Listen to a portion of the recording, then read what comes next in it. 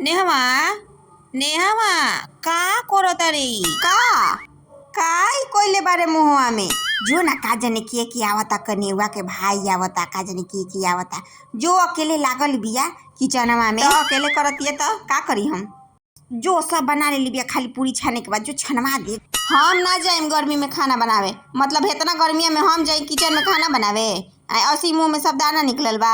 माने बारा तोरा एथी लागता मतलब गर्मिया खाली तोहरे लागता कि सब कोई के लागता ओ ऐसे तो कबो किचन में घुसबे ना करेला का कहिए सनो कहितवा नतवाई तो कि हमर बेटी से खटवावता अपने सब मिलके बैठल बारी सन माने बेटी खाती तोरे तो उनको मुंह बारे आ देखो तारी कि सब मुंह में हमर कैसन दाना भइल बा जो तू ढेर छोकर बारे तो जाके पूरी छनवा दे का जाने ओकर भाई आवता तो के जाई पूरी छनावे जो गाँव वाला के बुला के लिया पूरी छनवा दी हस लागता कि ढेर पतो लटकी बनल बारी हम ना जाए